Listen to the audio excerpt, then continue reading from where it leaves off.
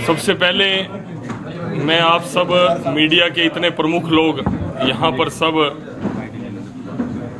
आए और मेरे मन का भाव जानने के लिए मैं बिल्कुल सच्चे मन से एक बात कहना चाहूँगा कि जिस तरह का ये निर्णय पार्टी ने मुझे लोकसभा चुनाव के नाते से प्रत्याशी के रूप में आपके बीच में भेजा है, ये केवल भारतीय जनता पार्टी में ही संभव है।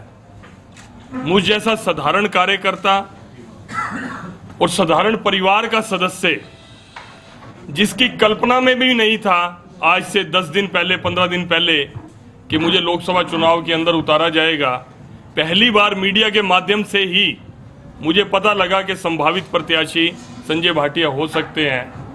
मुझसे जब भी इच्छा पूछी गई, मैंने कभी ये नहीं कहा कि मुझे चुनाव लड़ना है। प्रत्याशी के नाते भी अगर कभी किसी ने सुझाव मांगा तो मैंने दूसरे प्रत्याशियों का नाम बताया। मैं क्या करनाल से ये प्रत्याशी अच्छे हो सकते हैं, लेकिन Bharatiya Janata party with A difference है। ये परिवार की पार्टी नहीं है।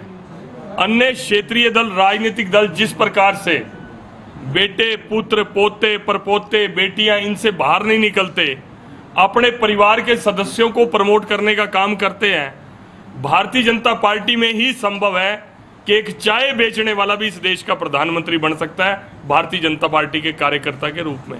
और उसी प्रकार से भारतीय जनता पार्टी ने मुझे मौका दिया।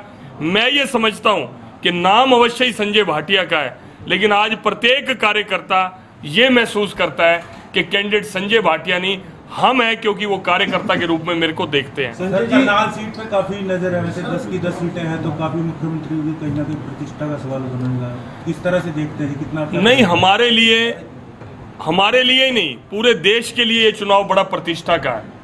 इस चुनाव के अंदर जिस प्रकार से विपक्षी दलों ने सिद्धांतहीन राजनीति की, सिद्धांतहीन गठजोड़ किए, समझौते किए, विचारों में दूर दूर तक कोई उनका नाता नहीं, एक दूसरे के प्रति दुश्मनी रखने वाले, एक दूसरे के नेताओं का अपमान करने वाले, ऐसे लोगों ने भी गले मिलकर केवल इसलिए कि नरेंद्र मोदी को इस चुनाव में नहीं आने देना है, और उन्होंने केवल आपस में समझौते नहीं किए, इस देश विरोधी ताकतों के, चाहे वो नक्सलवादी हो, चाहे वो आतंकवादी हो, जितनी भी देश को तोड़ने वाली ताकतें थी, उनके साथ समझौता किया।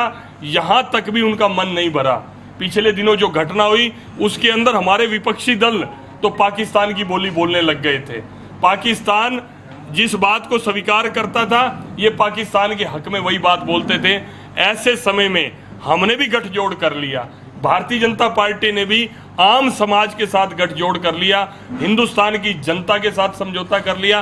और आज हिंदुस्तान की जनता ने इसको केवल बीजेपी का चुनाव नहीं रखा, उन्होंने केवल इसको एक राजनीतिक चुनाव नहीं रखा, हिंदुस्तान की जनता ने आज ये चुनाव अपना बना लिया है। उन्होंने प्रतिष्ठा का प्रश्न बना लिया है। अभी आप कह रहे थे कि मुख्यमंत्री जी की प्रतिष्ठा का सवाल, मैं कहता हूं ये हिंदुस्तान की जनता का प्रतिष्ठा का सवाल है कि जिस प्रकार का कुशल नेतृत्व नरेंद्र मोदी जी ने दिया, और नरेंद्र मोदी जी ने पूरी दुनिया के सारे देश एक ही मुद्दे पर हिंदुस्तान के पक्ष में खड़ा कर दिए।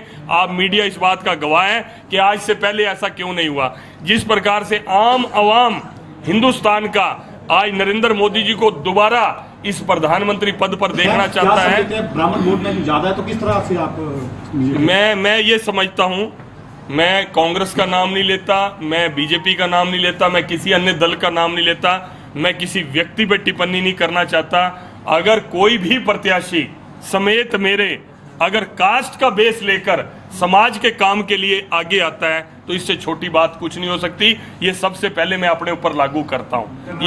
एक मैं पूरी बात कर लूं, समाज के अंदर समाज का काम करने वाला, उसके समाज में रहने वाले दलगत राजनीति से ऊपर उठकर और जात पात की राजनीति ऊपर उठकर ही समाज का काम करने के लिए आगे आना चाहिए। और मैं आपको ये बता दूं, मैंने आपको जिस तरह कहा कि प्रत्येक हिंदुस्तान ने ये चुनाव अपनी प्रतिष्ठा का बना लिया है। यहाँ कोई कास्ट पॉलिटिक्स नहीं चलेगी, यहाँ कोई क्षेत्र विशेष की पॉलिटिक्स नहीं चलेगी, यहाँ पर कोई जात पात की राजनीति नहीं चलेगी।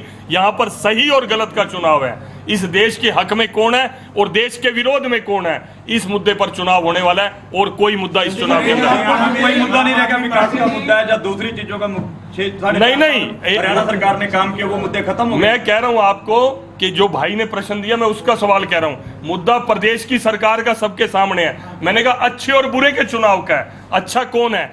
आज से पहले राजनीति के अंदर कोई ये कल्पना नहीं करता था कि ईमानदारी से भी राजनीति हो सकती है, और ये मिथक अगर किसी ने तोड़ने का प्रयास किया तो आपके क्षेत्र के विधायक जो हमारे प्रदेश के सौभाग्य से मंत्री हैं, उन्होंने इस मिथक को तोड़ा।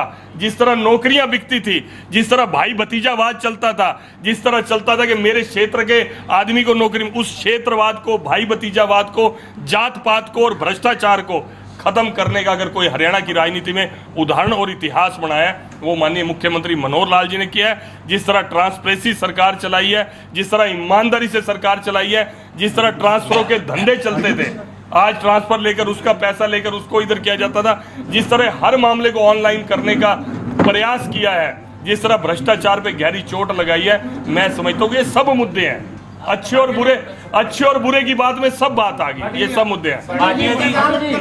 एक एक करके पूछ लें, एक एक करके पूछ लें। करनाल के भाजपा कार्यकर्ता बाहरी उम्मीदवार का विरोध करते रहे हैं, तो उसके बारे में क्या कहना? ऐसा है, देखो मैं ईमानदारी से कहूंगा, मैं अपनी व्यक्तिगत नाते से भी मैं उन कार्यकर्ताओं की भावना का सम्मान करता हूं।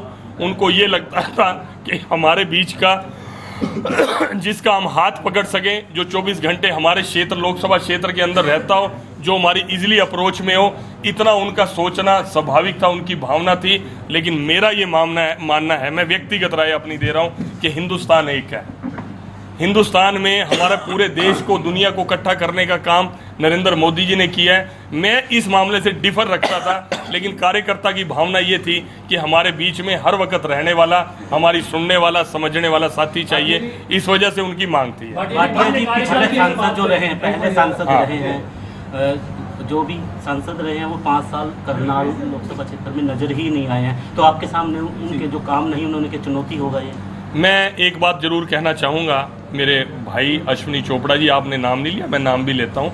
मेरे भाई हैं, श्रेष्ठ इंसान हैं, अच्छे इंसान हैं, सच्चे सुच्चे हैं। इससे पहले के सांसद जो बने, हो सकता है कि थोड़ी बहुत पार्टीबाजी में, तेरे मेरे में, अपने में, पराये में, इस तरह की राजनीति में, लेकिन अश्विनी चोपड़ा जी कभी इस प्रकार की राजनीति में अपने आप को इन्वॉल्व नहीं करा। उन्होंने जो उनके पास ग्रांट थी, जो उनके पास अधिकार थे, जो वो कर सकते थे, उन्होंने अच्छे और सच्चे मन से सबके साथ किया। और दूसरी बात कि उनका स्वास्थ्य कारणों से हो सकता है उन्होंने समय कम दिया हो, लेकिन ऐसा नहीं कि कोई कार्यकर्ता उनके पास गया हो, उनसे बात की हो।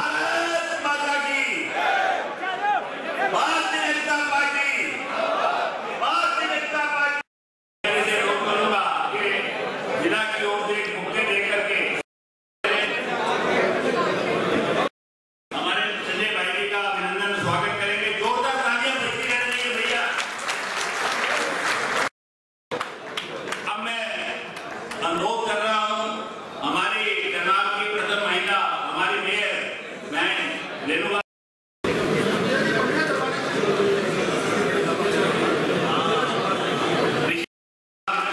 स्वागत करें। निर्मल जी का अब मैं अनुरोध करूंगा हमारी जिला अध्यक्षा बहन